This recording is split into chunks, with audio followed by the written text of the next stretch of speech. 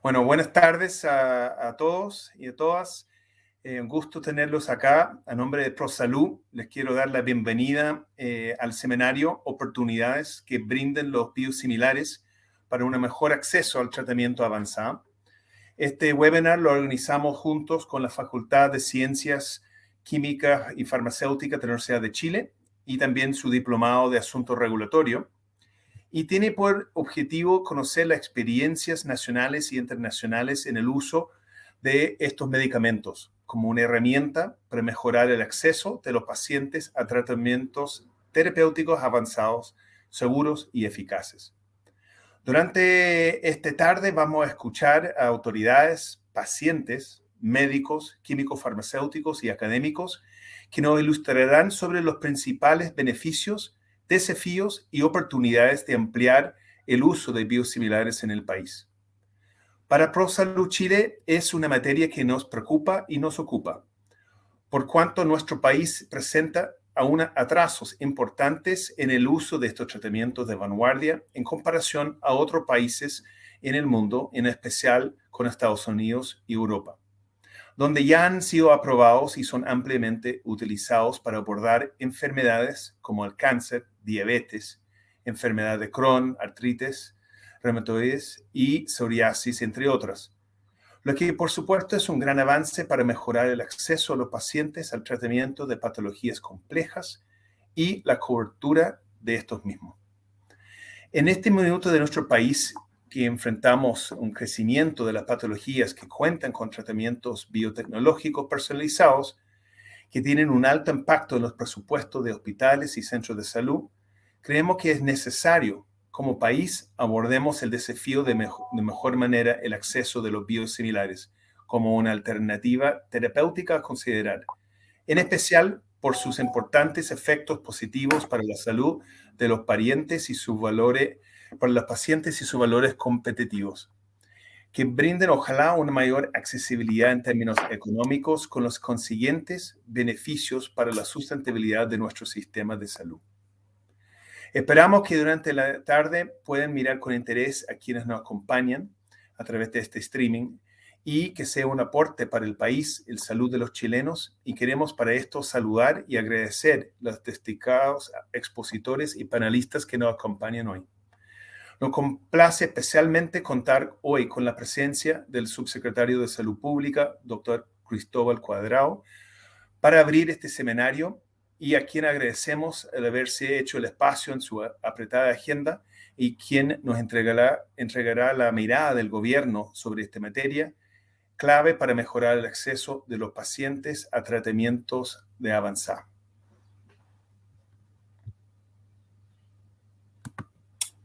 Muchas gracias, Richard. Nos avisan que el subsecretario se va a demorar en conectar para la apertura. Entonces, lo que les proponemos es avanzar con nuestro programa con la siguiente... No, me dicen que ya se está conectando. Estamos ahí al filo. Acá tenemos al subsecretario. ¿Cómo está, subsecretario? Buenas tardes. Casi nos infartamos. Aquí estamos, cumpliendo con el cronograma. Con poquito tiempo, igual que usted, lamentablemente. Sí, pues. Bueno, Richard Nevares, presidente de ProSalud Chile, ya había informado que usted ya venía en camino y le agradecemos el haberse hecho un tiempo en su muy apretada agenda para analizar este tema que sabemos que representa una gran oportunidad en el país y sin duda también algunos desafíos. Así que mejor que tenerlo con nosotros para tener la visión desde el Ministerio de Salud sobre este tema. Así que muchas gracias, subsecretario. Y adelante. Bueno, muchas gracias, Jack. Quiero comenzar agradeciendo a la Facultad de Ciencias Químicas y Farmacéuticas de la Universidad de Chile y a ProSalud Chile por la invitación y por la organización de este webinar sobre las oportunidades que nos brindan los biosimilares para mejorar el acceso de los pacientes a tratamientos terapéuticos que son avanzados, eficaces y seguros para tratar enfermedades que cada vez son más frecuentes en nuestro país y en todo el mundo. Existe una amplia experiencia internacional y una creciente experiencia nacional con respecto a la relevancia que tienen este tipo de medicamentos como parte del arsenal para poder responder a las necesidades sanitarias. Quiero aprovechar la oportunidad de extender un cordial saludo a Richard Nevares, a Encarnación Cruz Martos, al doctor Eduardo Yáñez, al doctor Daniel Ernst, al profesor Antonio Morris, a Tatiana Corbox, a Jorge Cienfuegos y también a Jean-Jacques como parte de los que estarán presentando el día de hoy y, por cierto, a todas y todos quienes nos acompañan como asistentes. Los medicamentos son una pieza esencial para poder garantizar el derecho a la salud, que es parte de lo que como programa de gobierno y como marco de nuestro trabajo nos hemos dado, ¿no? Son productos que permiten mejorar la esperanza de vida y la calidad de vida de las personas y para ello hemos tenido una demanda creciente en el contexto también de un cambio demográfico con mayor cantidad de enfermedades crónicas no transmisibles y ante una esperanza de vida más prolongada, también personas que requieren por más tiempo tratamientos que muchas veces pueden ser complejos. Vale la pena mencionar de que el gasto en productos farmacéuticos en Chile asciende aproximadamente 1,2 puntos del Producto Interno Bruto y que representa un crecimiento anual en el tiempo que es relevante, ¿no? Por lo tanto, significa una presión de gasto para los sistemas de salud y representa también un desafío para la sustentabilidad de los sistemas sanitarios. Vale la pena también mencionar que este incremento del acceso a medicamentos ha ido de la mano también de un impacto importante en la población con respecto al gasto bolsillo. Cifras que no nos hacen o nos deberían dejar tranquilos como país, ¿no? Tenemos que prácticamente un tercio de todo el gasto bolsillo de las personas que está entre los más altos de la región, por qué no decirlo, tiene que ver con el gasto bolsillo en medicamentos, lo que significa que muchas familias terminan teniendo que incurrir en gastos catastróficos para acceder a tratamientos, sobre tratamientos crónicos y más complejos, en los cuales particularmente los medicamentos biosimilares pueden ser una alternativa muy importante para reducir el gasto de las personas y también dar sustentabilidad en el largo plazo para los países. Creo que vale la pena mencionar y traer a colación en este webinar la reciente adopción en septiembre del año 2022 por parte de la Agencia Europea de Medicamentos de la Declaración sobre la Justificación Científica que respalda la intercambiabilidad de medicamentos biosimilares en la Unión Europea, considerando que una vez que se aprueban biosimilares en la Unión Europea, ellos pasan a ser intercambiables, lo que significa que el biosimilar se puede usar en lugar del producto de referencia o viceversa.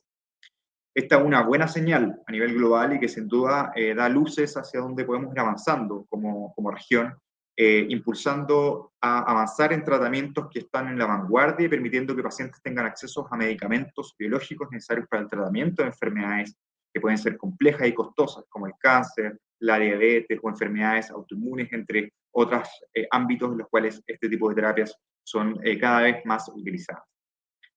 Sin lugar a dudas tenemos grandes desafíos en esta materia, pero también haciéndonos cargos del presente con acciones como este webinar donde podemos conversar e identificar oportunidades para mejorar el acceso de las personas, mejorando así su calidad y esperanza de vida. Eso es un desafío en el cual sin duda podemos trabajar en conjunto desde el gobierno, el mundo académico y el sector privado, de tal manera de generar mayor bienestar y mayor protección a nuestra población.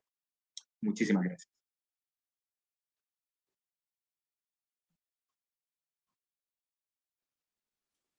Muchas gracias, subsecretario. Sin duda que estamos frente a una gran oportunidad para mejorar, como usted decía, el acceso a tratamientos de avanzada, seguros y eficaces, pero que también, como usted mismo también dice, además de tener impacto en la calidad de vida de los pacientes, también pueden tener un impacto positivo en la sostenibilidad financiera de los sistemas de salud, ¿no? Como se ha visto en distintas latitudes. Sobre temas sobre los cuales vamos a estar conversando a continuación. Así que muchas gracias y bueno, vamos a continuación, como parte del programa, a presentar y a saludar a nuestra siguiente expositora invitada, quien nos acompaña, quien es Encarnación Cruz Martos, quien nos presentará el aporte de los biosimilares a una mejor salud, la experiencia de España y Europa, y en particular los avances y lecciones en el uso de biosimilares en España, desde el punto de vista tanto clínico como de la sustentabilidad financiera del sistema de salud, y también respecto a los alcances de la reciente declaración de la Agencia Europea de Medicamentos sobre la intercambiabilidad de biosimilares, como lo mencionaba el subsecretario. Creemos que difícilmente podríamos contar con alguien más calificada para abordar estos temas y dar nuestra visión panorámica de la experiencia de España y Europa para compartirlo en esta sesión hoy día, y estamos seguros que vamos a sacar muy buenos aprendizajes, ¿no es cierto?, para aplicar en nuestro país. Rápidamente presentarles a Encarnación Cruz. Ella es licenciada en farmacia de la Universidad Complutense de Madrid, con diplomas en Sanidad, Economía de la Salud, Metodología de la Investigación Clínica, Alta Dirección en Instituciones Sanitarias y Gestión Clínica, tanto en Escocia como en España. Tiene una amplia experiencia profesional en farmacia clínica, hospital y atención primaria y salud, y ha ocupado cargos directivos en la Comunidad de Madrid, en especial las áreas de evaluación del gasto farmacéutico, gestión de la prestación farmacéutica y de compra de medicamentos y productos sanitarios. Cuenta con más de 50 publicaciones en el ámbito del uso racional de medicamentos en atención primaria, la gestión de prestación farmacéutica y la receta electrónica, y tienen una amplia experiencia docente con la participación en más de 100 congresos, jornadas, cursos y máster en los últimos 15 años, tanto a nivel nacional en España como internacional.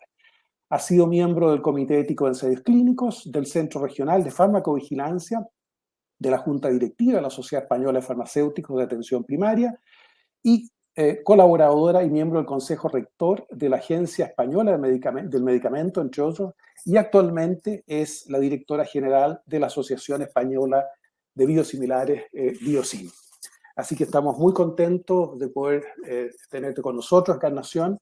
Nuevamente, muchas gracias, y antes de darle la palabra, queremos recordarle a los asistentes de hacernos llegar sus preguntas por chat, los cuales vamos a incorporar después en el panel de conversación. Adelante, Encarnación. Muchas gracias, Jean-Jacques. Entiendo que me escucháis bien, correctamente. Perfecto. Muy bien. Pues en primer lugar, buenas tardes a todos. Agradecer a ProSalud Chile y a la Facultad de Ciencias Químicas y Farmacéuticas haberme invitado a participar en este seminario, y en especial a Jean-Jacques, que fue quien se puso en contacto conmigo y con quien hemos mantenido, bueno, pues un diálogo muy fluido hasta llegar a este momento. Como bien ha dicho Jean-Jacques, desde hace más de 30 años he estado trabajando en la administración pública, en el Gobierno de España y en la Comunidad de Madrid, y ahora dirijo lo que es la Asociación Nacional de Medicamentos Biosimilares. Permítanme que les presente, que comparta, si puedo, ya no está, iniciar pantalla compartida, compartir. Parece que no quiere compartir de momento. Aquí está, muy bien. Voy a compartir con ustedes la presentación. Ahí está llegando. Está llegando, perfecto. ¿Me pueden avisar cuando se vea? Sí, se oculta, perfecto. ¿Ya se ve? Muy bien, pues lo vemos. Comenzamos entonces. Como decía, en la actualidad soy directora de la Asociación Española de Medicamentos Biosimilares, que es una organización sin ánimo de lucro que representa a todos los laboratorios que están establecidos en España y que o bien investigan o desarrollan o bien producen o comercializan medicamentos biosimilares. Como verán ustedes, es pues un número importante de laboratorios, entre los que contamos con grandes compañías farmacéuticas internacionales, con productores propios afincados en España y con compañías que también se dedican a lo que es la comercialización de medicamentos fuera de patente. Simplemente un breve recordatorio. Vamos a hablar a lo largo de los próximos minutos de medicamentos biosimilares y no podemos hablar de medicamentos biosimilares sin recordar lo que es un medicamento biológico. Cuando hablamos de medicamentos biológicos hablamos de productos que, a diferencia de los medicamentos de síntesis química, que son los que estamos más acostumbrados a utilizar, a paracetamol, amoxicilina, ibuprofeno, no podemos obtener a través de mezcla de productos químicos. Son los medicamentos biológicos productos de tal complejidad que solamente podemos obtenerlos a través de una fuente biológica. Antiguamente, recordemos el caso, por ejemplo, del primer biológico seguramente utilizado en clínico, que fue la insulina, que se extraía del páncreas porcino y que en la actualidad, con las técnicas de ADN recombinante, somos capaces de incorporar, por ejemplo, en una bacteria como Escherichia coli, un fragmento que expresa la proteína que va a dar lugar al medicamento biológico. La principal diferencia de los medicamentos biológicos con respecto a los medicamentos de síntesis químicas es su complejidad. Podemos ver aquí la estructura de una molécula de ácido acetilsalicílico con 15-20 átomos diferenciales en comparación con lo que es un anticuerpo monoclonal de los que ahora utilizaríamos en oncología, con más de 20.000 átomos y con un peso atómico verdaderamente amplio y con estructuras cuaternarias que se repliegan en el espacio. ¿Cuál es la importancia de los medicamentos biológicos? Pues que los medicamentos biológicos suponen un cambio en el paradigma terapéutico. De determinadas enfermedades que hasta el momento de aparición de los biológicos o bien no tenían tratamiento o bien no estaba optimizado ese tratamiento, tienen una nueva alternativa terapéutica que modifica el curso de la enfermedad. Y así ha pasado con las terapias oncológicas, con las terapias para la artritis reumatoide, para la enfermedad inflamatoria intestinal, esclerosis, etc. Es decir, suponen un antes y un después. Esa ventaja indudable viene a su vez acompañada de un elevado impacto económico para los sistemas de salud. En España, por ejemplo, el coste medio por paciente y año de un tratamiento biológico puede oscilar entre los 10.000 y 100.000 euros. También en España, la mayor parte de los medicamentos biológicos se circunscriben al ámbito hospitalario y son en este momento ya los causantes de entre el 50 al 70% de la totalidad del gasto farmacéutico hospitalario. Y además son los que están provocando año a año un incremento de este gasto farmacéutico superior a los 2 dígitos, entre el 10 y el 15%, cifra a la que no crecen el resto de los medicamentos. Pues bien, al igual que cuando desaparece la patente y se pierde la exclusividad del mercado de un medicamento de síntesis química, en Europa disponemos de los medicamentos genéricos. Cuando desaparece esta exclusividad para un medicamento biológico o biotecnológico, tenemos los biosimilares. Por lo tanto, estamos hablando de productos biológicos innovadores cuya pérdida de patente ya se ha producido. Un ejemplo, por ejemplo, cuando hablábamos antes de insulinas, ya tenemos una insulina glargina biosimilar en Europa. El recorrido de los biosimilares en Europa podemos decir que ya tienen más de 15 años de evidencia científica. El primer biosimilar comercializado en Europa fue la somatropina en el año 2006 y desde entonces podemos ver el camino recorrido con la autorización de medicamentos biosimilares. Aquí el gran avance se produjo a partir del año 2016-2017, cuando empiezan a comercializarse los primeros anti-TNFs, ya medicamentos muy utilizados en patologías inmunomediadas, como las artropatías, la enfermedad inflamatoria intestinal, etc. Y el siguiente gran salto se produce cuando empiezan a autorizarse biosimilares de anticuerpos monoclonales utilizados en oncología.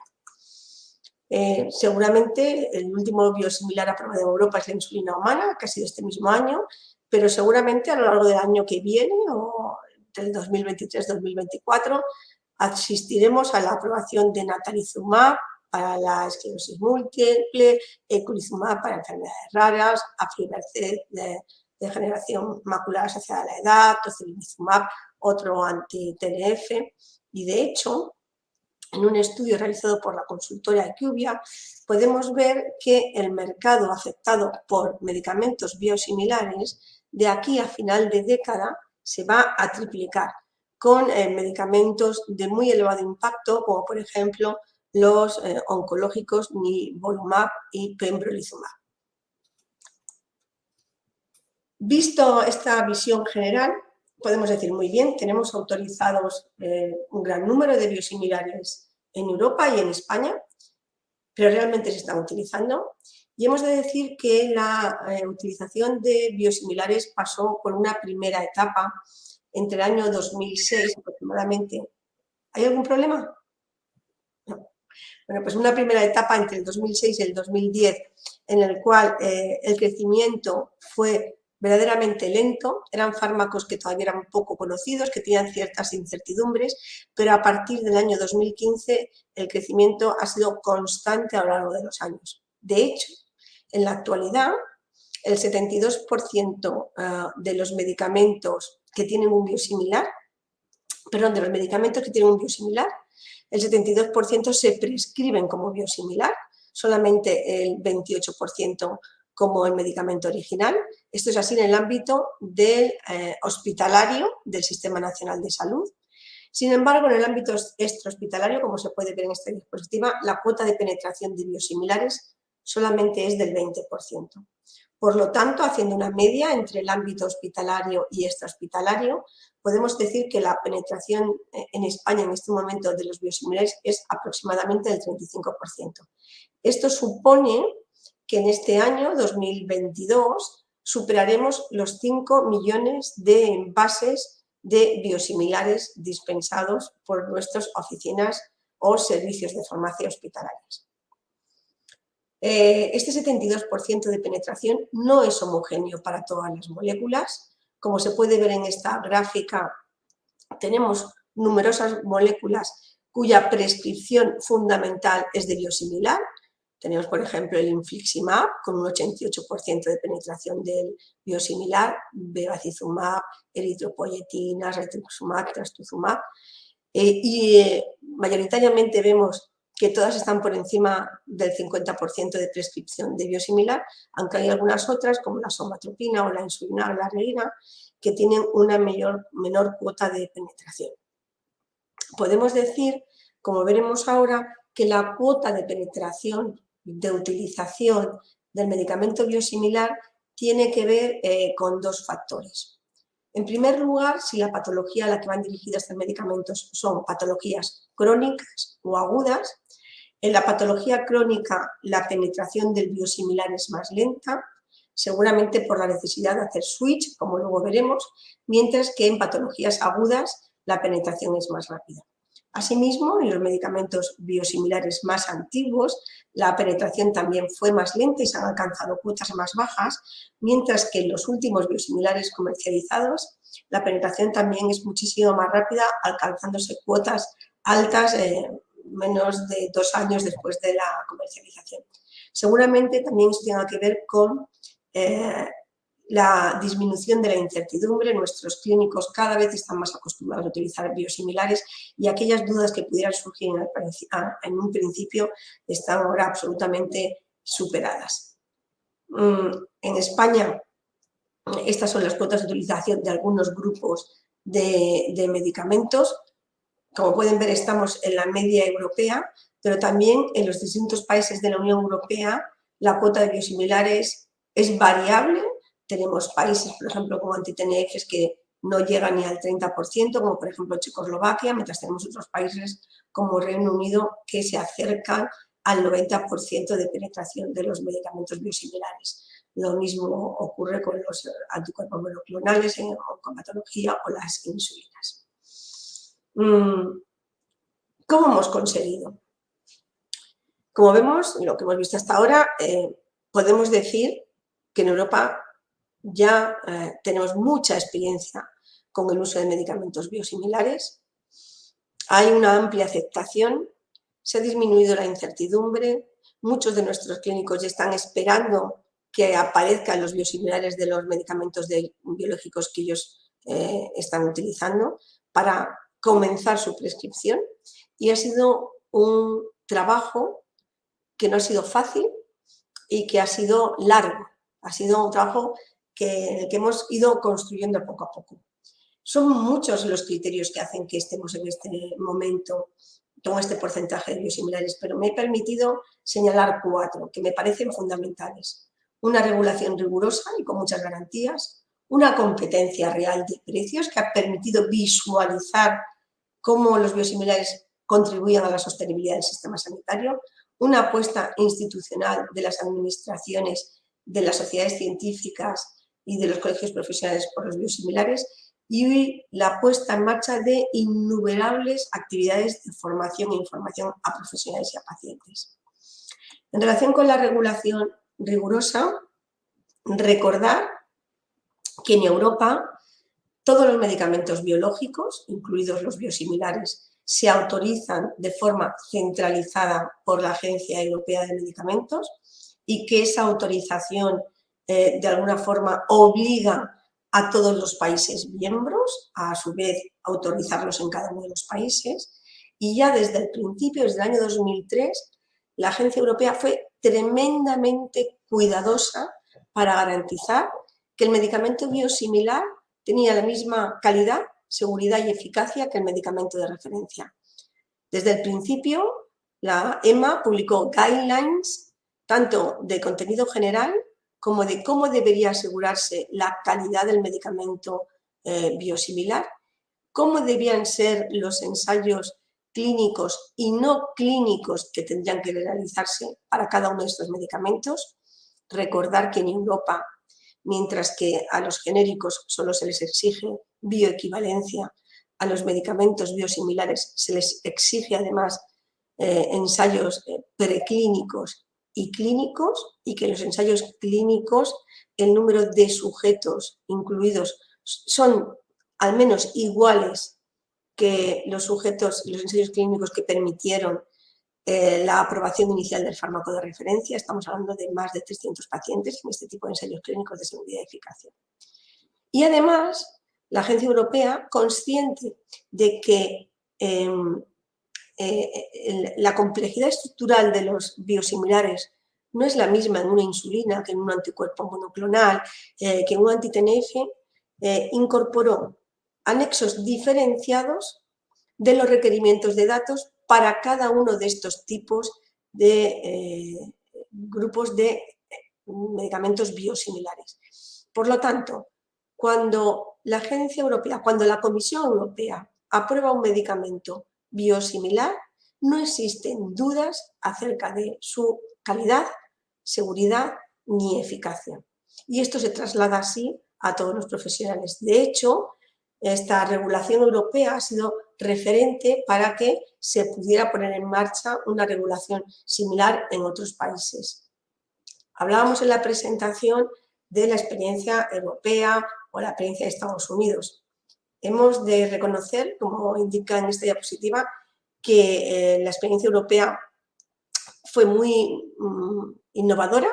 De hecho, como hemos comentado anteriormente, el primer biosimilar se aprobó en Europa en el año 2006, mientras que en Estados Unidos el primer biosimilar se ha incorporado, se ha aprobado en el año 2015. Llevamos una serie de años de ventaja en cuanto a la utilización de este tipo de medicamentos. Hablábamos antes, y para nosotros ha sido muy importante, el posicionamiento de la EMA y de la red de agencias, de la red de jefes de agencias reguladoras de los distintos países sobre intercambiabilidad. Hasta ahora, la Agencia Europea aprobaba el medicamento biosimilar, pero decía que aquellos aspectos relacionados con la intercambiabilidad o con la sustitución de medicamentos eran competencias de los distintos países miembros. Y a veces esta postura de la Agencia Europea, dejando la competencia sobre intercambiabilidad a los países miembros, estaba generando incertidumbres, porque hacía que en unos países se considerase apropiado el intercambio, el switch de medicamentos biosimilares y de referencia, mientras que en otros países no era así. ¿Qué ha hecho la Agencia Europea hace apenas unas semanas? Pues decir, el tema de la intercambiabilidad es un tema técnico. ¿Y qué asegura la agencia? Que con las pruebas a las que nosotros sometemos a los medicamentos biosimilares no debe haber ninguna duda de que se puede realizar este intercambio de un medicamento de referencia, un medicamento original a biosimilar o entre distintos biosimilares sin que se produzca ningún problema de eficacia o de seguridad.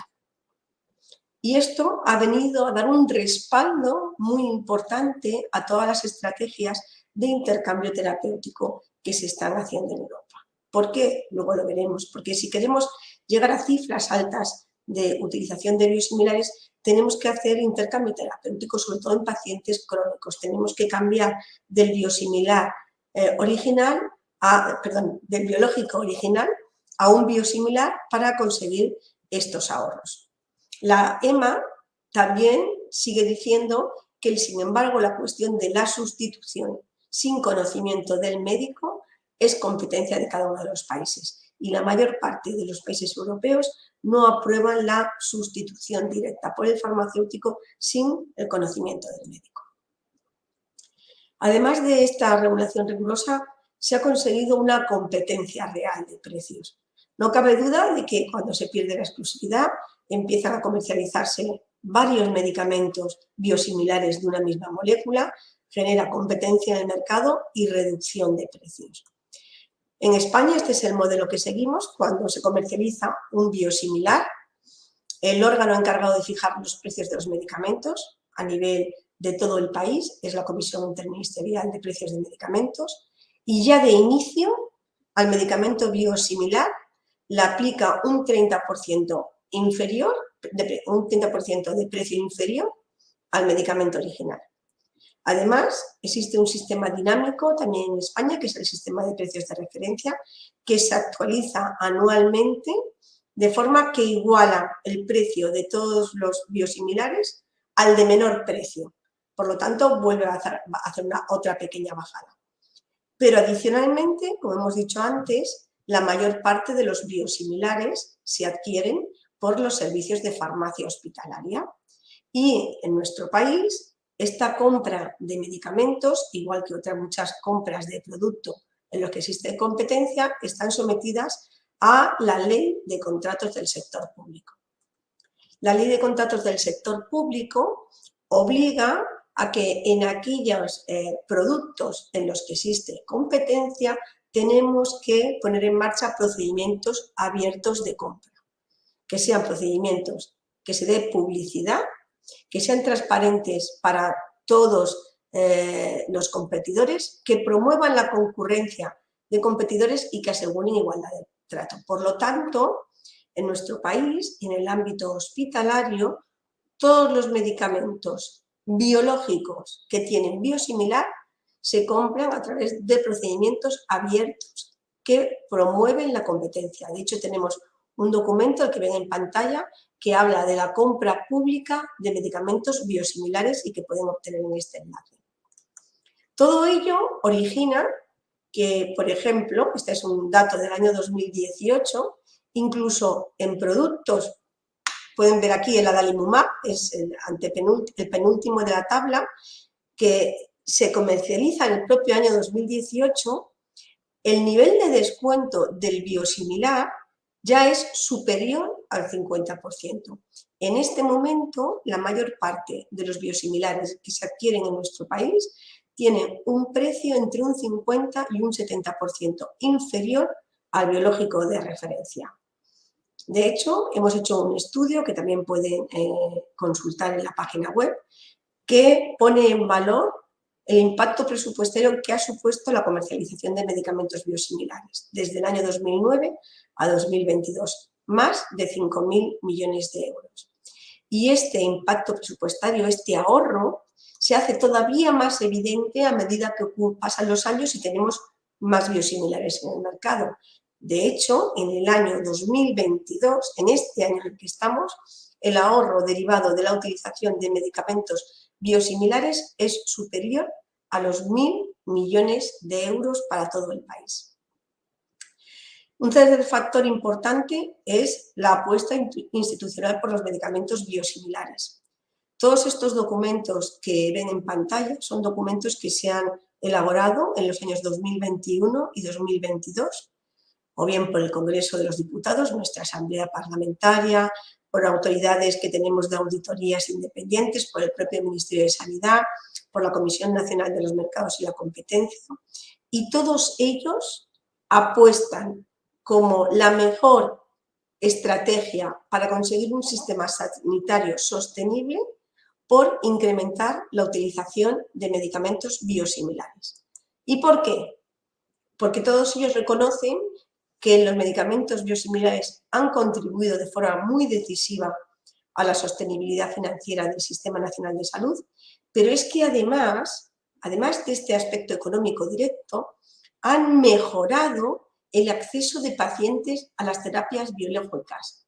Se ha demostrado que tras la entrada de los biosimilares, un mayor número de pacientes están siendo tratados con medicamentos biológicos. Y se ha demostrado además que allá donde para determinadas patologías el uso de medicamentos biológicos quedaban relegados para pacientes muy graves o en terceras o cuartas líneas de tratamiento debido a su elevado coste, al disminuir el coste, el cociente coste-beneficio ya es mucho más favorable y en vez de utilizar el medicamento biológico en pacientes muy graves, lo vamos a pasar a utilizar en pacientes con enfermedad moderada, o en vez de que un paciente con una artritis tenga que esperar desde el diagnóstico 7 años para la utilización del biológico, eso se reduce a menos de 1 año en pacientes con artritis moderada.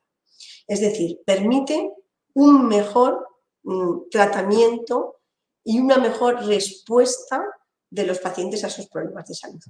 Adicionalmente, también se reconocen las ventajas indirectas de los medicamentos biosimilares, como la incentivación a la investigación y un aspecto muy importante en el ámbito de la oncología, y es que con el crecimiento actual de medicamentos oncológicos en combinación, hay veces que no se autorizaban estos medicamentos oncológicos en combinación. Un nuevo medicamento con un trastuzumab, por ejemplo. El coste del tratamiento era tan alto que no superaba los estándares establecidos. Con la comercialización, por ejemplo, de trastuzumab biosimilar, estos costes han disminuido y se ha permitido la utilización de terapias combinadas oncológicas. Y no debemos olvidar, por otra parte, que el propio biosimilar incorpora innovación en estos medicamentos fuera de patente. Hemos hecho muy recientemente una revisión de la incorporación que llevaban aparejada los biosimilares. Hay un ejemplo muy paradigmático que es el infliximab. El infliximab, el original, es un infliximab por vía intravenosa. Nosotros el infliximab siempre se dispensa desde la farmacia ambulatoria. Los pacientes tenían que ir además al hospital de día para que se les administrase el producto.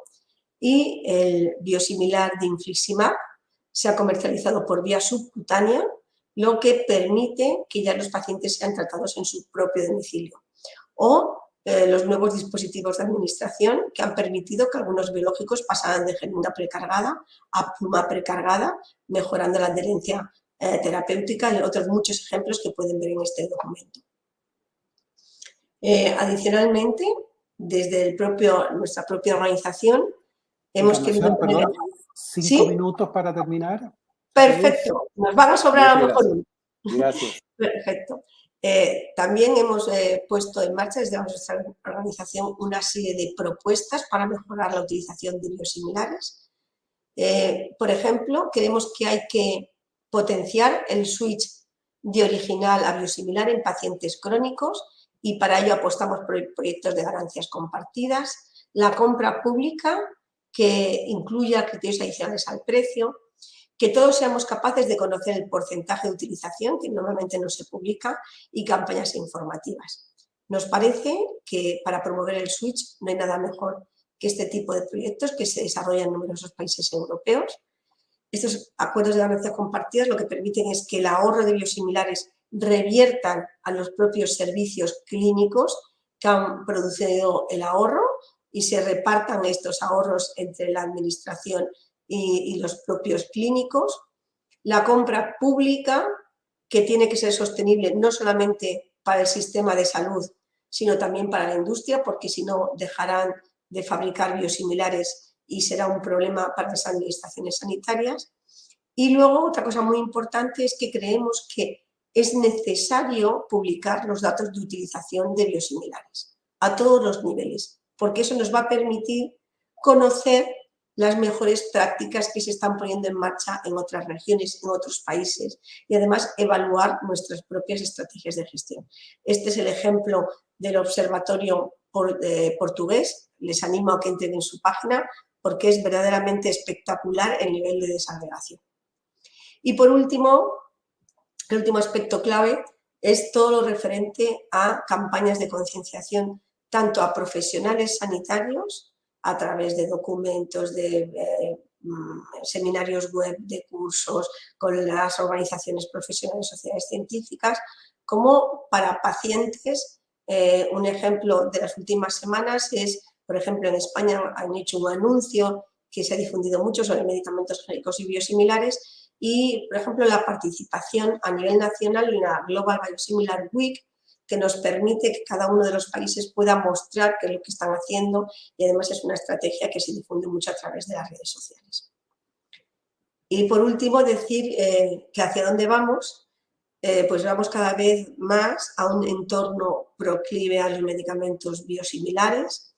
La propia Unión Europea ha establecido en su estrategia farmacéutica para Europa que la mejor forma de conseguir un acceso rápido y ágil de medicamentos biológicos a todos los pacientes que los precisen es apostar por el desarrollo de medicamentos biosimilares.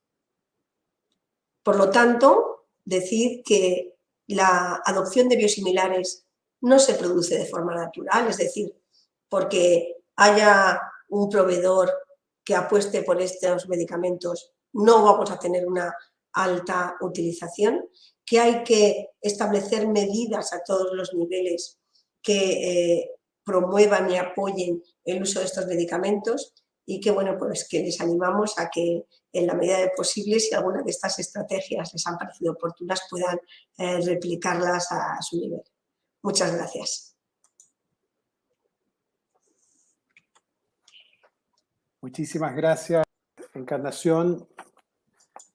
Todos habrán visto por qué decíamos que era difícil encontrar a alguien más indicado para hablarnos de estos temas, y yo creo que ha sido clarísima, muy sintética, y solo hay muchos puntos que sin duda van a ser muy importantes para el trabajo que hagamos acá en Chile, y especialmente como tú nos muestras, Encarnación, cómo este trabajo, que como tú dices no ha sido fácil, ha sido largo, ha requerido una estrategia integral. ¿Ah? No hay acá bala de plata, no es un one shot, sino que requiere apretar varias teclas en el tiempo, y ahí creo yo, en buena medida, eso muestra también el magnífico trabajo que ha hecho Biosim en términos de empujar este trabajo con múltiples otros actores.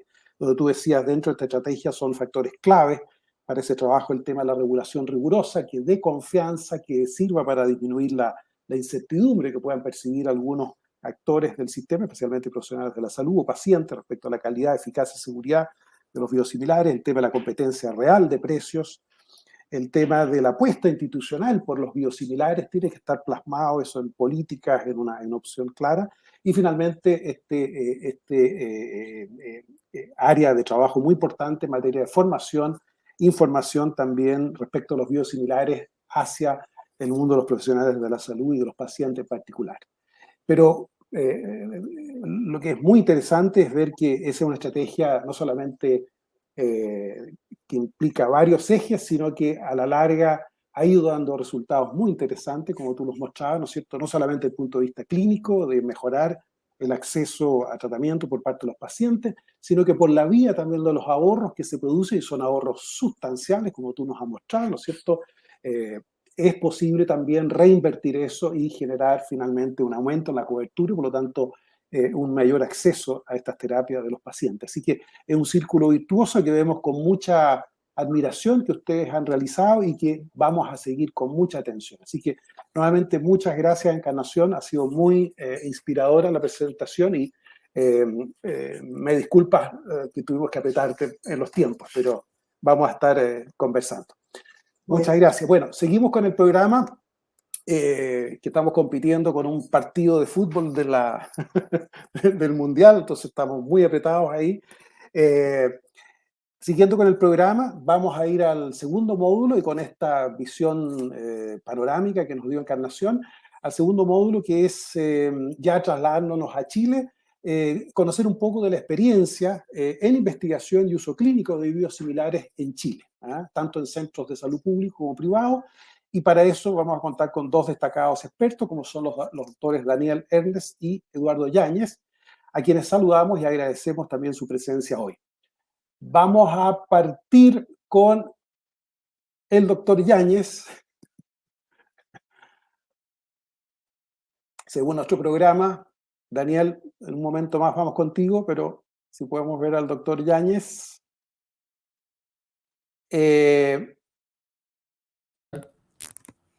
¿Cómo está, doctor? Hola, Buenas tardes. ¿qué tal? Muchas gracias por la invitación, Jack, y por el excelente nivel de esta reunión. Perfecto. Doctor, antes de darle la palabra, solamente yo estoy de telonero acá, así que voy a presentarlo. Yo sé que muchos lo conocen, pero de todas maneras, para aquellos que no lo han hecho, presentar rápidamente al doctor Yáñez, diciendo él es médico cirujano en la Universidad de Chile, con especialización en medicina interna de la Universidad Austral de Chile. Es especialista en hematología por el Sistema Nacional del Servicio de Salud y en oncología médica por la CONASEM. Ha sido miembro de numerosas agrupaciones médicas internacionales especializadas en cáncer y hematología, como la americana, ASCO, la europea, ESMO, la Sociedad Internacional de Hematología, entre otras, así como las sociedades médicas científicas chilenas de oncología médica, mastología y como presidente de la Sociedad Americana de Cáncer. Actualmente, el doctor Yáñez es director médico del James Lynn Centro de Investigación del Cáncer y se desempeña también en el Servicio de Oncología del Hospital Dr. Hernán Enríquez de Temuco. Así que muy contento de tenerlo esta tarde con nosotros, doctor. Y adelante, por favor. Entonces, a ver si me resulta compartir. Ahí estoy compartiendo. Ahí se ve, ¿sí? ¿Sí? ¿Está bien? ¿Sí? Sí, está el afiche del flyer Ya, perfecto. del... Perfecto. Muchas gracias.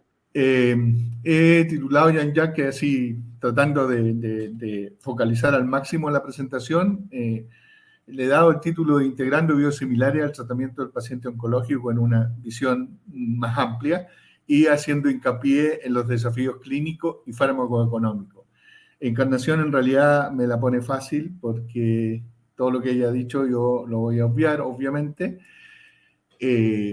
Estas son mi declaración de potenciales conflictos de interés y simplemente recalcar algunas cosas de los biosimilares que son muy importantes desde el punto de vista clínico. Lo primero que hay que tener presente es que un biosimilar es, desde el punto de vista físico y desde el punto de vista químico y biológico, altamente similar al producto de referencia. Y esto es una cuestión fundamental que solo, de acuerdo a los estándares de producción de los biosimilares, solo se permiten pequeñas o menores diferencias con respecto al innovador. Y, por lo tanto, no deben tener los biosimilares diferencias clínicas importantes, ¿no es cierto?, en relación al producto innovador.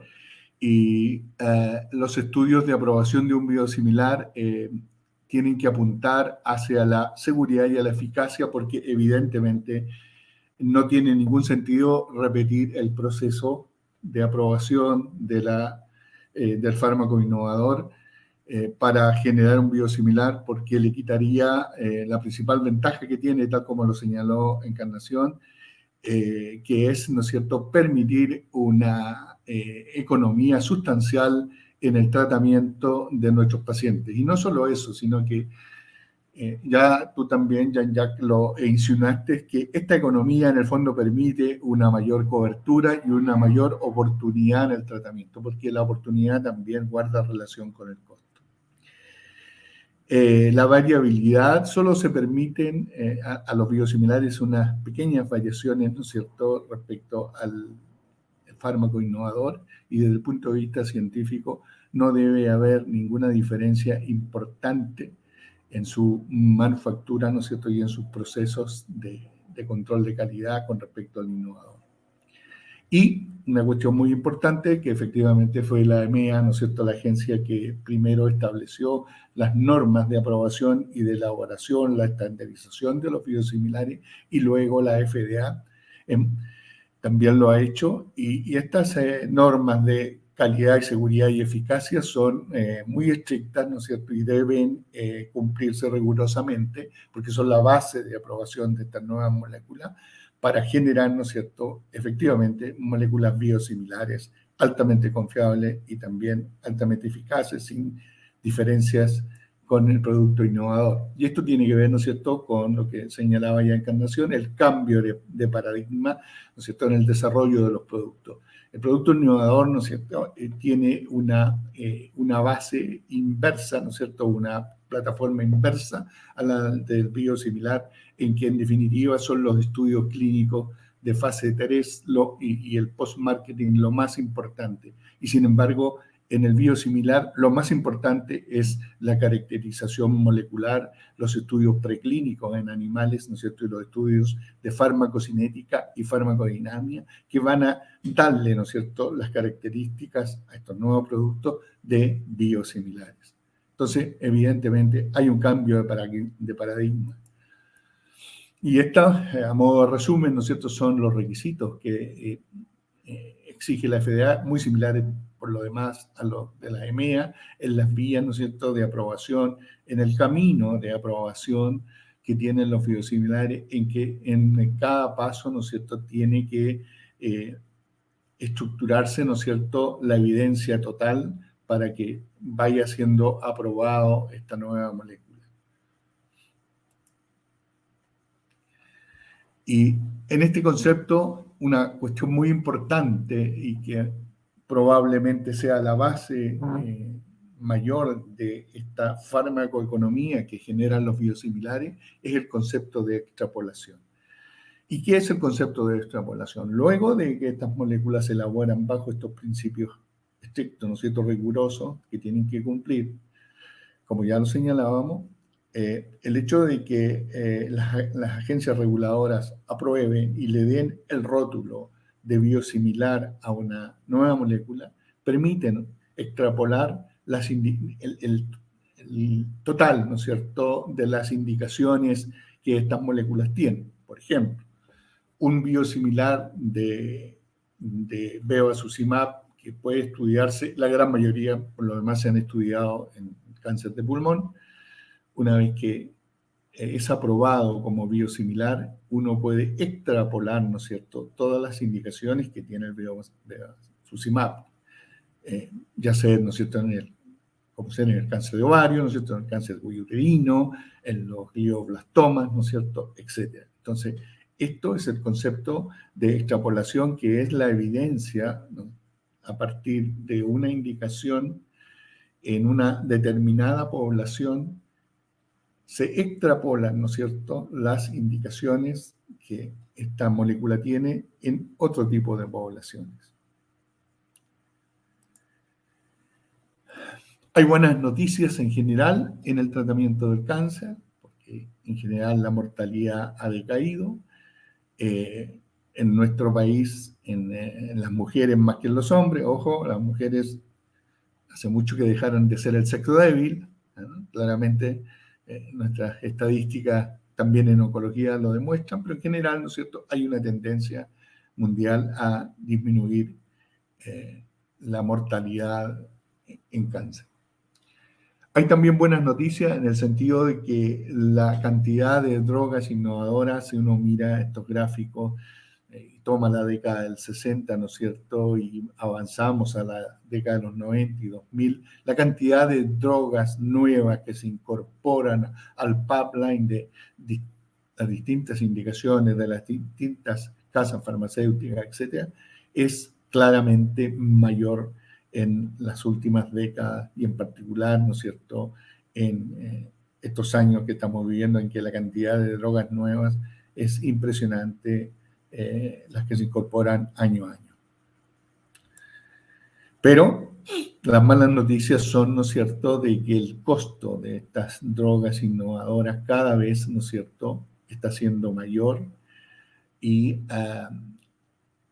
el manejo del cáncer, los cuidados de los pacientes oncológicos con las drogas oncológicas claramente representan en cualquier estructura sanitaria y presupuestaria, representan un gasto altamente significativo y el más importante dentro de las enfermedades crónicas, en las cuales también podemos incluir el cáncer, junto con la diabetes, ¿no es cierto?, las enfermedades respiratorias, etc.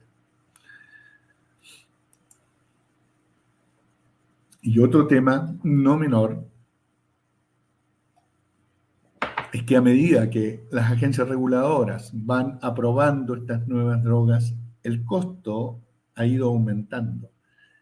Y el costo no solo ha ido aumentando desde el momento que tienen la aprobación, sino que además el costo sigue aumentando a través del tiempo. Y todos sabemos, ¿no es cierto?, lo que eso impacta y lo que significa para nuestros pacientes que requieren terapias de alto costo, terapias con drogas innovadoras, terapias target, etc. Doctor, quedan 3 minutos. Perfecto. Y dentro de esto, ¿no es cierto?, las drogas que más han incrementado su valor son básicamente, ¿no es cierto?, los anticuerpos monoclonales, las drogas biológicas. Y esto es una cuestión transversal. No hay ningún país que se pueda eximir de esto y claramente, ¿no es cierto?, el costo de la atención en salud supera el Producto Interno Bruto y supera cualquier renta promedio, ¿no es cierto?, de cualquier país desarrollado, de cualquier país del primer mundo. Y por supuesto esto nos va a afectar a nosotros. Encuestas realizadas, ¿no es cierto?, a aseguradoras, a gerentes de aseguradoras de salud, de la industria farmacéutica, directivos de instituciones públicas de salud, encuestados sobre dónde está el blanco, ¿no es cierto?, donde uno pudiera reducir el costo. Todos han coincidido que donde va a venir el ajuste y la reducción de costo va a ser en las nuevas drogas. De los biosimilares que hay en oncología, la gran mayoría han sido investigados por nosotros. Este es el estudio publicado en JAMA del primer biosimilar de trastuzumab que aprobó la FDA para el cáncer de mama.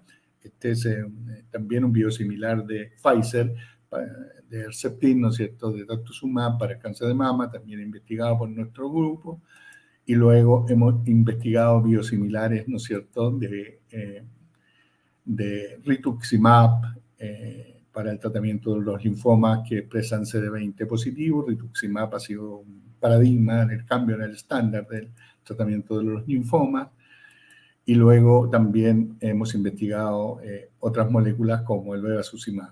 Las curvas de respuesta, ya sea para la sobrevida libre de enfermedad, para la sobrevida global, son exactamente iguales entre el innovador y el medicamento biosimilar, y esto se repite en todos los ensayos clínicos de los cuales nosotros hemos participado. El bevacizumab biosimilar, ¿no es cierto?, en la gran mayoría se ha estudiado en el cáncer de pulmón, pero sus indicaciones se extrapolan a todas las indicaciones de esta molécula. ¿Cuál es, desde el punto de vista de la perspectiva clínica, los principales dificultades que hay? Los médicos son escépticos sobre la eficacia y seguridad de estas nuevas drogas y les preocupa que se las impongan. Tienen la sensación de que el tema central es el costo y es importante tener claro que los datos clínicos sólidos serán importantes para la aceptación de la comunidad médica. La educación es esencial y aquí esto es la mejor muestra del camino que debemos seguir. Las reuniones nacionales y la educación continua en línea, sin duda, muy importante. Por último, esta es una frase del comisionado de la FDA en que cierra hace un par de años un congreso en el que llama, ¿no es cierto?, a incorporar los biosimilares, a incrementar su uso y la importancia que esto va a tener en el futuro para todos los pacientes que requieran terapia de alto costo. Muchas gracias. Muchas gracias, doctor Yáñez. Al hueso. y como usted señalaba, los biosimilares, también desde la perspectiva de la experiencia en nuestro país, representan una oportunidad para reducir el costo del medicamento, pero también enfrentan dificultades no menores, como usted señalaba, en particular respecto un poco a la percepción de los médicos, y ahí la importancia de contar con buena data clínica que demuestre, digamos, la seguridad y eficacia de estas alternativas, para lo cual la educación es esencial. También ahí conectamos con la experiencia española que nos relataba Encarnación. Así que sin duda ahí hay puntos para la agenda de trabajo acá en el país. Así que bueno, seguiremos conversando de esto. con usted y vamos inmediatamente con el doctor Daniel Ernest, completando este módulo sobre experiencia clínica y en investigación en biosimilares, y presentar rápidamente al doctor Ernest. Él es médico con especialidad en medicina interna y subespecialidad en hematología en la Universidad Católica de Chile, con postdoctorado en investigación científica en la University Health Network de Toronto, Canadá. Fue profesor asistente en el Departamento de Hematología y Oncología en el Instituto de Ingeniería Biológica y Médica de la Universidad Católica y es actualmente hematólogo en linfomas, terapia celular de la Clínica Alemana de Santiago y presidente del Grupo Chileno de Estudios en Linfomas. También un gran experto en esta materia, así que, doctor Ernest, muchas gracias por acompañarnos y adelante, tiene 10 minutos también. Muchas gracias, Jean-Jacques, y muchas gracias a todos por la oportunidad, a ProSalud, por la oportunidad de estar aquí conectado. Voy a compartir mi pantalla y voy a tratar de estar lo más acorde al tiempo posible. Y bueno, lo primero que quiero decir es que voy a tratar de llevar a un ejemplo tanto clínico de un caso como de una situación específica, como son los linfomas, por lo que me toca ver en el día a día y ver cómo esto, todo lo que estamos hablando, un escenario bastante macro, donde los presentadores anteriores lo han descrito excelente y mucho mejor de lo que lo podría haber descrito yo, así que estoy muy agradecido por eso. Entonces quisiera partir por contarles un caso clínico real. Este caso clínico es un hombre de 40 años, de iniciales NOB, que su caso me tocó profundamente, y él a los 40 años, padre de 3 hijas, casado, laboralmente activo, toda la vida por delante, y en marzo del año 2020 se diagnostica un linfoma no-Hodgkin de células B de alto grado, alto riesgo por varias características, con mucho compromiso tumoral. Recibe una quimioterapia de alta intensidad, que se llama DAEPOCH R, 6 ciclos, logra transitoriamente una respuesta completa, pero lamentablemente en septiembre, muy corto plazo, tiene una recaída, con una nueva obstrucción intestinal, recibe 3 quimioterapias nuevas con un esquema que se llama RICE. Lamentablemente la enfermedad no responde de manera satisfactoria. Y en diciembre del 2020, todavía no ha completado un año, parte su tercera quimioterapia con una droga innovadora en ese momento en Chile, polatuzumab, bendamustine rituximab, tiene complicaciones infecciosas, neutropenias febriles, un shock séptico, una hospitalización prolongada, y después de eso finalmente logran en febrero del 2021 completar su tratamiento con polatuzumab, bendamustine rituximab, y en abril del 2021 se le lleva a trasplante, que era el objetivo más importante, y nuevamente logramos hacer un proceso bien complicado de suspender transitoriamente la quimioterapia, administrarle dosis de pegfilgrastim y finalmente llevarle un trasplante con un esquema de quimioterapia que se llama BIM, y nuevamente con complicaciones infecciosas, etc. ¿Cuál es el punto del caso clínico? Este paciente en particular recibió 12 dosis de un medicamento que es rituximab y recibió 100 dosis de filgrastim equivalente. En medicamentos biológicos, solo el costo de esas dosis de los medicamentos biológicos más el innovador polatuzumab dio cuenta de más del 50% del costo total de su hospitalización.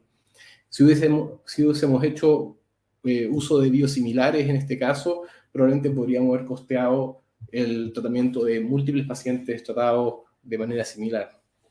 ¿Y cuál es la realidad? Que mi realidad, que trato pacientes en la clínica alemana, es que estos pacientes tienen acceso gracias a su seguro privado, pero en la realidad chilena es que muchos de estos pacientes no podrían haber salido adelante por la falta de acceso a medicamentos innovadores o medicamentos biosimilares de alta calidad, ¿no es cierto? Porque, tal como lo dijo Encarnación muy bien, siguen siendo medicamentos de alto costo. Y para llevar los números más a lo singular, en linfomas en particular hay más de 2.000 pacientes nuevos cada año. Y los anticuerpos monoclonales, que son los medicamentos biológicos más usados en este caso, como rituximab, son críticos en lograr la respuesta que nosotros buscamos en estos pacientes, tanto en respuesta completa como en probabilidad de curación, por ejemplo. Y tal como se ha dicho esto, hay muchas limitantes para que la aplicación de este tipo de fármacos sea masiva. y está todavía restringido incluso a indicaciones puntuales donde, a pesar de haber amplia evidencia científica de su beneficio, todavía por el costo no todos los pacientes tienen acceso a este tipo de fármacos. Y los biosimilares, creo que han sido descritos excelentemente, son de momento la mejor alternativa que hay para generar acceso a este tipo de medicamentos.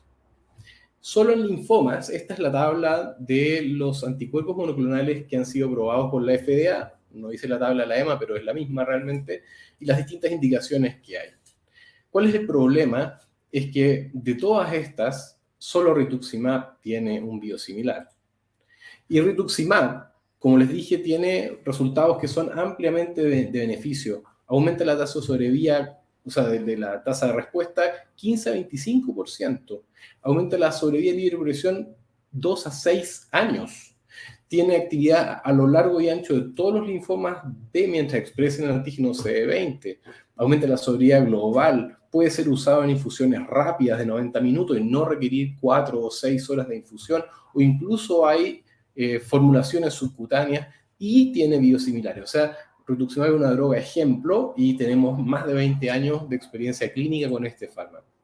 El tema de los biosimilares y en los medicamentos biológicos y por qué la pirámide de aprobación tiene que ser invertida desde la evidencia más bien básica, científica y ensayos preclínicos hacia lo clínico de menor importancia, es porque los mecanismos de acción de los medicamentos biológicos son enormemente complejos, ya sea en su capacidad en oncología de atacar a las células tumorales como de activar al sistema inmune por distintos mecanismos. Esas funciones deben asegurarse como presentes. Más aún si el mecanismo de acción, por ejemplo, sintéticamente se conjuga con una droga citotóxica, como son ya medicamentos biológicos más complejos, como los anticuerpos conjugados con drogas. Y esto me lo voy a saltar porque lo dijo muy bien Encarnación, y es por eso que probablemente en la cadena de desarrollo de un biosimilar es tan importante el proceso macro, desde la evidencia preclínica más básica hasta la evidencia clínica, que agentes únicos como médicos, por ejemplo, no somos capaces de mirar y de revisar toda la calidad que tiene este proceso, asegurando, por ejemplo, ensayos funcionales de citotoxicidad o de farmacocinética o de eficacia en modelos animales, por ejemplo, y finalmente farmacocinética, farmacodinámica en los pacientes. Y por último, Doctor Ernest, quedan 3 minutos. Y por último, entender, voy a llegar a tiempo, que los ensayos clínicos, como bien se ha dicho, tienen objetivos distintos en los ensayos de biosimilares. Ensayos clínicos tienen que demostrar el outcome más sensible y no deben ser necesariamente iguales como estamos acostumbrados para demostrar, por ejemplo, aumento en la sobrevida de los pacientes, porque eso ya lo demostró el original. Y esto se ha dicho enormemente. Al demostrar esta totalidad de la evidencia, se permite la intercambiabilidad y permitir el acceso alternable sin afectar la eficacia de la droga. Esta es mi última diapositiva, muy cortito, demostré que en el fondo, si llevamos el caso de los linfomas, una de las compañías más importantes que me ha tocado estudiar, que desarrolla biosimilares como es Sandoz, por ejemplo, uno de los lemas que ellos tienen es que desarrollan el biosimilar hoy para poder financiar el innovador, ¿no es cierto?, del mañana. Esta es la tabla de los fármacos aprobados en Chile para linfomas biológicos. Rituximab es el único que tiene biosimilar. Si consideramos, este es un cálculo totalmente al ojo, más o menos lo que podríamos ahorrar en usar solamente un biosimilar de rituximab son 9.000 millones de pesos chilenos por año. Con ese monto podríamos financiar todos los otros biológicos que hoy día no están financiados por el sistema y que esta cantidad de pacientes no está recibiendo en nuestro sistema porque son medicamentos innovadores de alto costo. Entonces, hay que recordar que no solo es un ahorro, sino que también lo dijo muy bien Encarnación, el poder pasar de un medicamento original a un biosimilar de calidad, con aprobación, por ejemplo, por la Agencia Europea de Medicamentos, ese costo nos permite financiar los innovadores en la gran mayoría de los casos de pacientes que hoy día lamentablemente tienen pobre o nula respuesta a sus necesidades médicas. Y con esto termino mi presentación. Muchas gracias, doctor Ernest. Muy clara el mensaje en términos de que efectivamente a partir de su experiencia clínica los biosimilares son una alternativa mucho más asequible. Estamos hablando de biosimilares obviamente registrados y de calidad, son mucho más accesibles que los biológicos de referencia y por ello pueden beneficiar a un número mucho mayor de pacientes que hoy simplemente no acceden. Y por lo tanto hay ahí una gran oportunidad. Vamos a seguir con el programa. Los doctores Ernest y Yáñez nos van a acompañar en el último módulo, que es nuestro panel de conversación, biosimilares en Chile, oportunidades y desafíos, donde además de ellos dos nos van a acompañar también Jorge Cienfuegos, que es presidente del Colegio de Químicos Farmacéuticos y Bioquímicos de Chile, Tatiana Corbó, directora de la Fundación Oncolup, y profesor Antonio Morris, de la Facultad de Ciencias Químicas y Farmacéuticas de la Universidad de Chile, a quienes les damos una muy cordial bienvenida y presento muy rápidamente. Mientras se incorporan al panel, decir que Jorge Cienfuegos es químico farmacéutico de la Universidad de Chile, con trayectoria profesional como analista económico del Instituto Nacional de Estadísticas de Chile y como asesor técnico del Ministerio de Salud. Se ha desempeñado como farmacéutico de CESFAM, de Municipalidad de Pedro Aguirre Cerda, y como académico de la Universidad Andrés Bello, y es actualmente, como decíamos, el presidente del Colegio de Químicos Farmacéuticos y Bioquímicos de Chile. Por su parte, ¿cómo estás, Jorge? Bienvenido. Por su parte, Tatiana Corbó, que también se integra. ¿Cómo estás, Tatiana? Ella es doctora en Ciencias de la Universidad Austral de Valdivia, con un PhD y postdoctorado en el Max Planck Institute for Epigenetics and Immunology en Alemania. Ha sido investigadora en biología molecular del cáncer en el King's College en Inglaterra e investigadora asociada en la Fundación Arturo López Pérez, FALP, en Chile. Luego de ser diagnosticada con cáncer, formó la Fundación Oncolup Cancer Care Center, de la cual es hoy su directora ejecutiva. Fundación Oncolup es una red oncológica que informa, educa y apoya a los pacientes y sus familias durante y después de sus tratamientos oncológicos para mejorar su bienestar y calidad.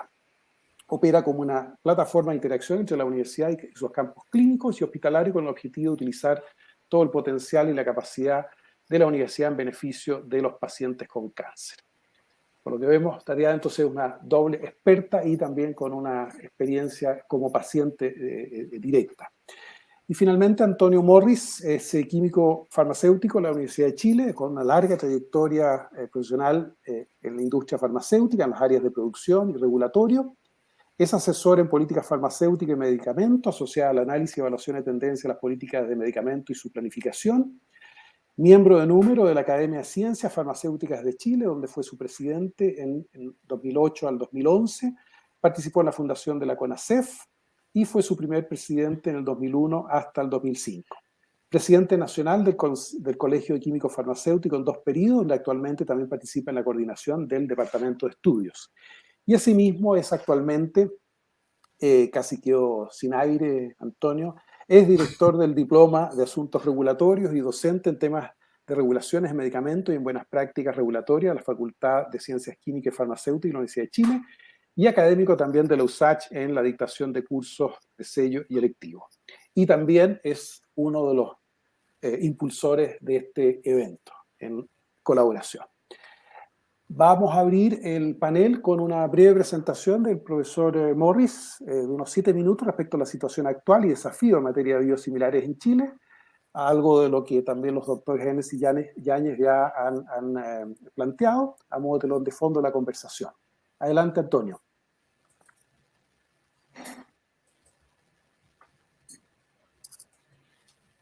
¿Se ve ahí, Jean-Jacques? Ahí se ve, perfecto. Ya. Ok, bueno, buenas tardes a todas y todos. Sí, muy contento de ser parte de este webinar. Yo creo que vamos a aprender bastante de ello. Ya hemos tenido presentaciones que nos han dado bastante antecedentes. Y de lo que yo voy a presentar está el contexto básicamente regulatorio y en qué estamos con los biosimilares. Bueno, y esto ya se ha dicho, la definición de qué es lo que es un producto biosimilar.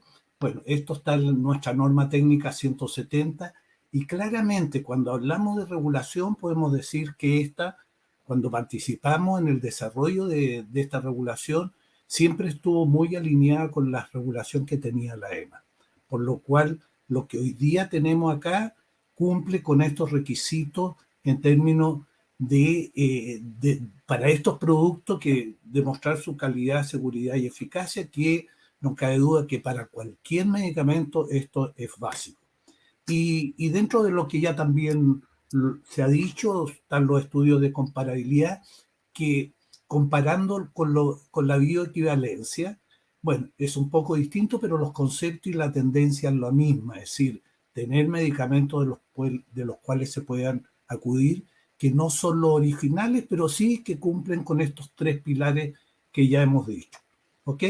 ¿Cuál es nuestra norma? Bueno, está el Decreto Supremo 3, y en este decreto se establece lo que es también lo normal, requisitos de seguridad y eficacia, que está en general para todos los productos biotecnológicos, y se especifica más en la norma 170, en lo cual se establecen además los principios activos para los cuales localmente se puede optar por el registro de un biosimilar.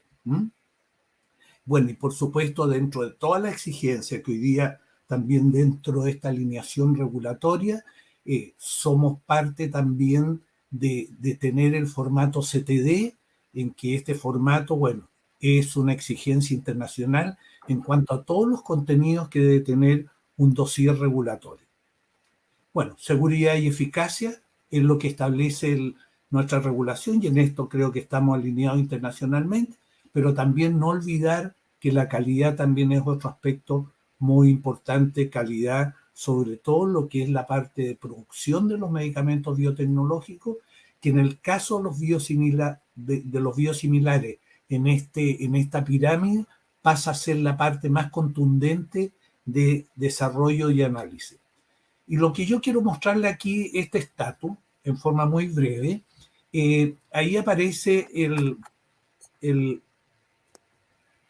¿cómo se llama? El decreto, el último decreto, que es una actualización, donde están todos los productos de referencia y establecido de acuerdo a lo que ya venía esta norma, pero que se incorpora también otros que no están en este decreto, pero que sí, en otro decreto del año 2011, el decreto 52, establece que no solamente se pueden registrar biosimilares que estén en este listado de referencia, sino también aquellos que estén aprobados en la agencia de referencia, y aquí sí que acota a 3 agencias, que son la FDA, la EMA y la PMDD de Japón. ¿Ok?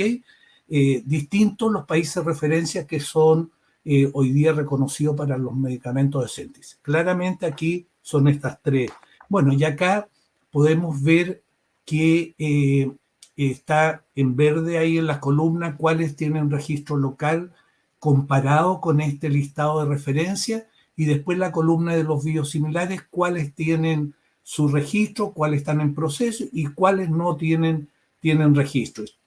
¿Y qué podemos decir de esto? Que en el caso de los productos de referencia, de acuerdo a este listado, el 75% de estos sí que tiene registro localmente. Pero en el caso de los biosimilares, solamente el 29% de estos están registrados localmente, lo que nos dice que aquí hay un déficit y que estamos un poco atrasados con esta incorporación de nuevos productos. Y acá también en esta misma comparación EMA, FDA y ICP, podemos decir que en el ISP hoy día hay 21 productos biosimilares registrados, ¿ok? Y comparado con los biosimilares que están registrados en la EMA y en la FDA, vemos que también un poco más de alineación, pero también destacar acá que en el caso de la FDA, y también pasa en la EMA, yo acá en la EMA puse solamente el principio activo, pero hay varios biosimilares registrados, no es uno solo. Lo mismo pasa en la FDA, que en los últimos 2 años esto creció en una forma muy importante en la cantidad de productos. Bueno, y la diferencia que hace la FDA con respecto al activo es que le pone una extensión para diferenciar, porque este ha sido también un tema que la OMS nunca definió en considerarlo exactamente igual. La FDA dice con esta extensión que tiene que ver principalmente con el seguimiento, es decir, la farmacovigilancia de estos productos. Y tenemos Antonio, ahí, 2 minutos. sí, tenemos ahí también, siguiendo con el listado, la misma situación. Hay en Chile sí que está puesta la cantidad de cada uno de los biosimilares que hay y en qué debemos seguir avanzando, y esto un poco de temas que ya se han comentado, principalmente lo que nos contó Encarnación, en lo que estaban, pero a mi parecer, y no solamente al mío, sino al parecer de quienes estamos en el tema, se hace necesario, bueno, siempre una permanente revisión de la normativa de acuerdo a lo que estén haciendo las agencias de referencia, que sí eso se hace, pero hay algunos temas que todavía es necesario avanzar. En términos de la aprobación, en un seguimiento que hice durante el mes de marzo sobre 19 productos, el, el, el promedio de tiempo de registro era de 12,5 meses, pero el rango que tenían esto eran entre 8 y 31 meses. Entonces en esto también seguir conversando, algo que sí la autoridad está haciendo para los medicamentos de síntesis, cómo vamos a manejar la situación de biosimilares y también de los originales aprobados en estas agencias de referencia. Para mí creo que esto es la parte importante y que es lo que nos presentaron principalmente los doctores hoy día acá, el tema de la intercambiabilidad y sustitución. Acá, no olvidar que cuando uno compara la situación con los bioequivalentes, en el informe de la Fiscalía Nacional Económica del año 2020, nos decía que 3 de cada 10 médicos no creían en la bioequivalencia. Entonces, por eso, para poder avanzar y esta credibilidad que no me cabe duda que si hiciéramos una encuesta pasaría lo mismo, hacer una norma que se hace necesario cómo, cuándo y cómo y en qué condiciones se puede dar la intercambiabilidad y sustitución, y esto que tuviera una mayor precisión. Farmacovigilancia y plan manejo riesgo fundamental, porque en la medida que ya la experiencia que nos mostraban, aparte de esa demostración de evidencia clínica, también evidencia de la farmacovigilancia va a ser un elemento muy importante para la credibilidad. Y por último, para mí fundamental, que esto también, cuando hicimos todo el proceso de la bioequivalencia y su seguimiento fue fundamental y sigue siéndolo el plan de educación y en este caso establecido para los productos biotecnológicos, plan de educación dirigido a los profesionales de la salud. Así que en términos de eso yo creo que lo que hemos escuchado hoy día está bastante alineado, hay un desarrollo que va, a mi parecer, por buen camino, pero también, como lo decía Jean-Jacques, hay muchos temas que hay que empezar a tocar. Eso es Jean-Jacques. Muchas gracias, Antonio. Yo creo que esto nos da un excelente telón de fondo para la conversación que vamos a abrir a continuación. Hay varios puntos ahí que también se recurren, ¿no es cierto? Y vamos a, entonces, junto con estos elementos ya que están un poco en el marco, en términos de desafíos, de oportunidades, yo quisiera invitarlos a responder muy brevemente, porque estamos realmente bien cortos de tiempo, bien apretados, pero en no más de 4 minutos a cada uno de los panelistas, responder estas 2 preguntas, donde claramente lo que aparece es que en Chile, si bien, ¿no es cierto?, hemos podido comprobar las ventajas, los beneficios, ¿no es cierto?, que se observan a nivel internacional, pero claramente nuestro país aparece marcando el paso, de alguna manera con una cierta velocidad de crucero en esto que no ha permitido ponernos al día en el aprovechamiento, ¿no es cierto?, y en el uso de estas nuevas tecnologías, nuestros tratamientos, con todas las ventajas que eso tiene, como lo mostraba Antonio con sus cifras, ¿no es cierto? Si bien en referentes teníamos el 75% prácticamente al día, en el caso de biosimilares solo el 29%. O sea, claramente aquí tenemos un rezago, un retraso. Entonces, las dos preguntas a nuestros panelistas a partir de esto, es decir, bueno, en base a su experiencia y de sus distintas perspectivas, y dados los beneficios que ofrecen los biosimilares, ¿por qué creen ustedes que todavía estamos atrasados en su uso en Chile? Algunos de estos elementos ya han ido surgiendo, pero si tuviéramos que así ponerlos en blanco y negro, ¿cuáles son, a juicio de ustedes, los 2, 3 puntos, ¿no es cierto?, que habría que trabajar, atacar? Y ligado a eso, bueno, ¿qué es lo que habría que hacer? ¿Dónde poner el acento, ¿no es cierto?, en términos de acción? Ya nos decía Encarnación, esto requiere una estrategia en varios frentes, pero a juicio de ustedes, para la experiencia chilena, ¿dónde pondrían el acento, ¿no es cierto?, para lograr reducir ese trazo, cerrar esa brecha, ¿no es cierto?, en el uso de biosimilares y, por lo tanto, captar todos los beneficios de esa promesa. Adelante.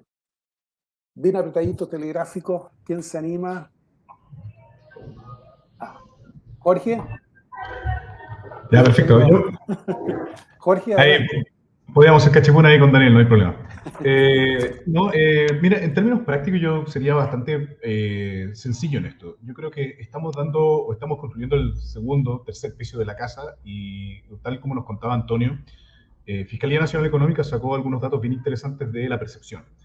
Y en ese sentido creo que antes de seguir construyendo, porque obviamente para nosotros que estamos en este ecosistema sanitario, particularmente farmacéutico, entendemos varios de los puntos, pero explicárselo a la señora Juanita, o explicárselo a incluso prescriptores y dispensadores como ha ocurrido hasta el minuto, hay mucha confusión. Entonces creo que lo primero que tendríamos que tener claro es hacia dónde vamos a caminar. Yo creo que eso funciona para todos. Cuando uno va a tomar un viaje, llega y dice voy a ir hacia el norte, hacia el sur, hacia el este, hacia el oeste, no importa, pero uno lo define. Creo que eso se llama Política Nacional de Medicamentos y hasta ahora la industria se quedó fuera, y se los planteo así, desde el 1996. La Política Nacional de Medicamentos no está considerada la industria. Por ende, si no retomamos eso y tenemos una política del nuevo, digamos, acorde a los tiempos, vamos a seguir quedando fuera de la discusión. Porque finalmente estamos a merced, y lo planteo así, de las buenas intenciones, espero no dudar eso, pero de los parlamentarios que de repente en buenas intenciones es el camino al infierno, y que es donde hemos tenido fármaco 1, fármacos 2 y probablemente hasta fármacos 10 si siguen así. Muy bien, Jorge. Daniel. Sí, yo creo que la clave son los incentivos a todos los actores. Creo que el incentivo número 1 lo dijo muy bien Antonio, que el incentivo tiene que ser para el desarrollador del biosimilar que exista un registro expedito. Quien hace el biosimilar se lleva todo el riesgo de producir un fármaco de muy alto costo y alta tecnología. Igual, no por ser biosimilar es un fármaco de baja calidad, es de muy alta calidad. Y creo que especialmente en países como el nuestro, donde nuestra regulación fuertemente mira la regulación de entidades regulatorias tan importantes como la EMA, el proceso regulatorio debería ser expedito, facilitado, y eso creo que sería un incentivo para que ese número tan pequeño de fármacos con registro aumente. Y lo segundo, creo que tiene que haber un incentivo al prestador de salud, porque ese miedo, ese desconocimiento, finalmente termina en que si no me presionan, me quedo con el original. Probablemente un incentivo adecuado podría ser que los prestadores de salud tengan como indicador de calidad qué porcentaje de los fármacos biosimilares disponibles y registrados en el país están siendo usados en su institución. Porque en el fondo, si el uso es muy bajo, por ejemplo, van a tener que justificar o tendrían que justificar por qué están decidiendo usar un original habiendo un biosimilar de alta calidad disponible y registrado. Creo que esos dos incentivos harían que la brecha de tiempo, mientras lo que propone Jorge ocurre, sea corta. Clarísimo. Muchas gracias, Daniel. Tatiana.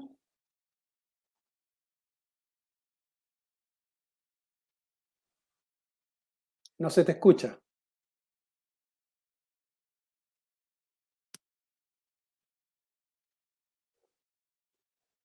Mientras tanto, no sé si el doctor Yáñez quisiera también complementar mientras Tatiana resuelve el tema técnico. Si puede activar el micrófono, doctor. Su micrófono. No se le escucha. Ahí sí. Ahora sí. Ahí Es que sí. se maneja de nivel central, Jack. Ah. Sí. Bueno, muy breve y mil perdones por la autorreferencia, pero yo toda mi vida he trabajado en el sector público, más de 30 años. Vine y me radiqué en Temuco y he recorrido toda la historia prácticamente de la oncología. Entonces, de verdad, uno como clínico se decepciona de que las instituciones del Estado no tienen conversación entre sí, solo para que tengan conciencia de lo que digo. Por ejemplo, ¿qué porcentaje de los pacientes con cáncer gástrico HER2 positivo en Chile reciben trastuzumab? En mi hospital, 0. Y resulta que hay biosimilar en Chile de trastuzumab. El primer trastuzumab aprobado por la FDA en 2017 del estudio Mylan está en Chile. Y no solo para el cáncer de mama, sino que también para el cáncer gástrico. Segunda pregunta. ¿Qué porcentaje de los pacientes del sector público con cáncer de colon metastásico reciben bevacizumab? En mi hospital, 0. Y estoy totalmente de acuerdo que se necesita que haya conversación entre las distintas instituciones del Estado, porque concuerdo plenamente que el Instituto de Salud Pública debería tener un fast track para las aprobaciones de los biosimilares, evidentemente porque se trata, ¿no es cierto?, de un aporte a la salud pública inconmensurable, en términos de farmacoeconomía, en términos de oportunidad y en términos de cobertura. Pero en todos estos años nunca he visto que esa conversación se produzca. De hecho, en mi hospital fundamos una especie de comité de drogas de alto costo y hemos hecho a través de ese comité, que es local, de un hospital que, gracias a Dios, entre comillas, es autogestionado, pudimos, ¿no es cierto?, introducir, por ejemplo, un biosimilar de Herceptin en el manejo del cáncer de mama, introdujimos los biosimilares de rituximab, que sí tienen un uso mucho más amplio, como comentábamos, lo comentó muy bien el doctor Henry, quizás de los biosimilares, el que más uso tiene en el sector público, estoy hablando que es responsable de la atención del 85-90% de la población, es de los biosimilares que tiene mayor uso. Pero aún, sin duda, falta mucho por hacer. ¿Y quién tiene que liderar esto? Evidentemente los que son nuestras autoridades deberían liderarlo, porque si hicieran el cálculo, ¿no es cierto?, farmacoeconómico del ahorro, de lo que yo estoy diciendo, de lo que esto significa en términos de ahorro y de mayor cobertura y de mayor oportunidad, porque es un medicamento, el costo es menor, la oportunidad de iniciar el tratamiento va a ser mucho mayor y oportuna, es sencillamente muy importante. Eso es. Muchas gracias, doctor. Tatiana, no sé si resolvimos el problema. Vicenta, del equipo ahí de apoyo a producción. Sí, Tatiana se está reconectando. Ah, ya. A ver si es que eso arregla el problema. Mientras tanto, de acuerdo. Mientras tanto, Jorge, aprovecho a pedir. Sí, no, por supuesto. Justo con respecto a lo que decía el doc, lamento discrepar, te planteo por qué. Si esperamos a las autoridades, lo más probable es que vamos a morir esperando.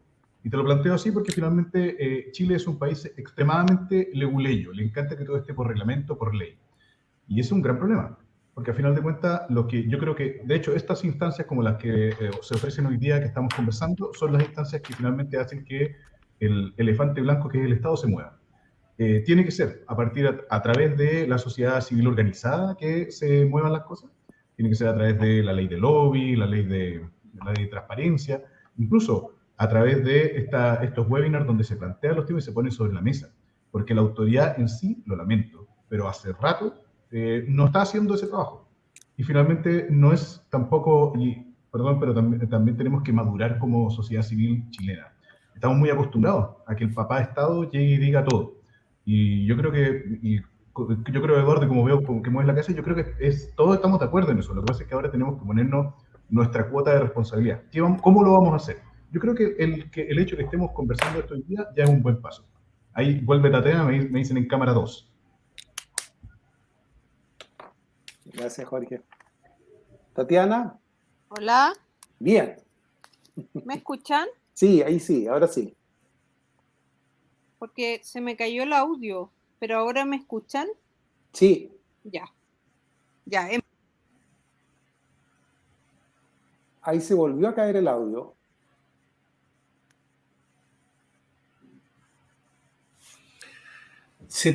Ahí.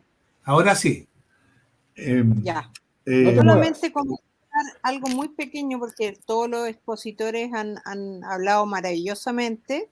Agradecer a ProSalud y a la universidad por esta oportunidad de poder conversar en forma abierta y distendida de este tema que es tan importante. Yo, representando siempre a la sociedad civil, mi pregunta es, ¿será necesario hacer una estrategia educativa para la sociedad civil y los profesionales de la salud para poder llegar de manera más fluida y rápida con los biosimilares a las personas y a los médicos? Porque yo veo que está todo muy regularizado, pero esta regularización la sabe la gente, la sabe la sociedad civil. ¿Cómo generamos confianza para que la gente y los profesionales de la salud receten los biosimilares? Esa es la pregunta que dejo hecha. Y me callo porque tengo problemas con el audio. Yan, mira, no, solo invitarlos a que lean, por favor, lo que escribió Encarnación. Todos lo pueden leer. Y mira lo que dice.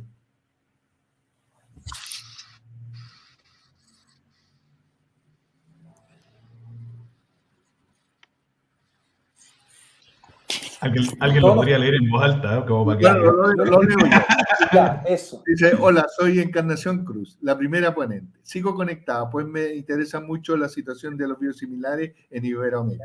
En relación a la pregunta, dice del doctor Yañez, pero seguramente la que yo respondí, decir que aquí en España se ponen objetivos de utilización de biosimilares a los servicios clínicos de los hospitales y se hace seguimiento de los mismos, poner indicadores objetivos y fundamentales para incrementar el uso. Bueno, cuando yo digo que la autoridad no conversa, no tiene estrategia, me refiero a eso.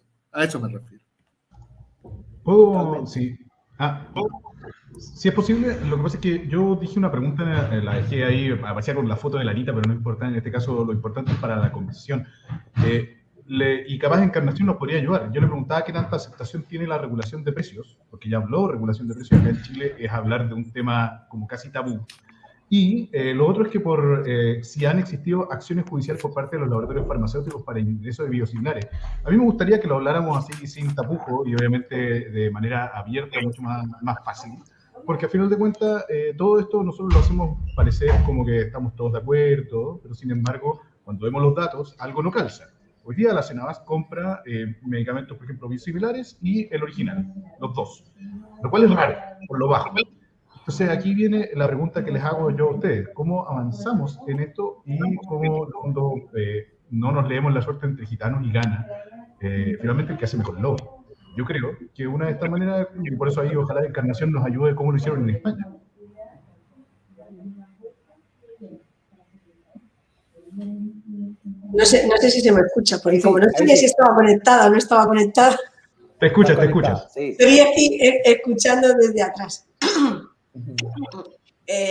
La regulación de precios se hace de forma inmediata y la hace el Estado, ¿vale? Ya no sé si visteis en mi presentación que cuando se comercializa un medicamento, lo primero que se hace es que el órgano competente de fijar precios en España tiene que fijarle un precio al biosimilar de entrada, en la negociación inicial, ya se le disminuye un precio, el precio un 30%. Por supuesto, hay negociaciones entre el laboratorio del biosimilar, la administración quiere que se baje un 35%, el laboratorio quiere un 25%, hasta que se llega a un acuerdo, pero de media es un 30%. Lógicamente, como en todas partes, hay en ocasiones litigios, sobre todo lo referente a la protección de la patente, ¿vale? Y de hecho, en la estrategia farmacéutica europea, una de las cuestiones que se pone encima de la mesa es que se van a armonizar los criterios para que no existan estos litigios que retrasen de forma indebida, se utilicen, como diríamos en español, torticeramente para retrasar la entrada. Y se está muy pendiente de todos esos temas.